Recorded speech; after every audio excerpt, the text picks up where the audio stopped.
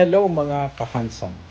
Sa nangyaring mga rally kahapon, naisip ko lang na sa halip na i-demand natin ang accountability mula sa mga mandarambong, nagkasakitan po ang mga rallyista at pulis. Tuloy, yung dapat managot sa pang-aabuso sa pera ng bayan ay nakangising parang Lacoste habang nanonood sa mansyon nila kumakain ng Wagyu beef at popcorn.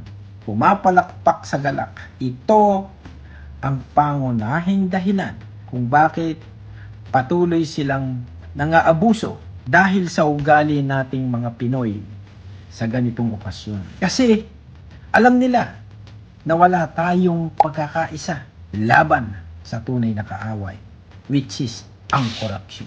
Sana po magkaisa tayong gamitin ang ating talento, impluensya, at abilidad para tuluyang wakasan ang kadilimang ito. My heart goes to the victims of floods. Yung kaunting ulan lang, buwan ang aantayin para humupa ang tubig. Yung lagi silang nangangamba, hindi natutuyo ang alipunga at nangangamoy na paligid. Ito ang tunay na problema. Wala po tayong aasahan sa mga inquiry na yan dahil sila lang ang mga direktor ng sarswelang yan. Tandaan ninyo, individually we fall, together we stand. Ay sabay po tayong lumaban sa mismanagement ng ating gobyerno.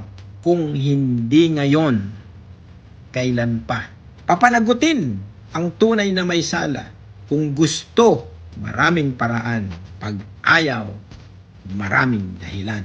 Gising, mga kababayan, labanan ang kahirapan. Labanan ang pang-aabuso sa kaban ng bayan. Tama na, itigil na.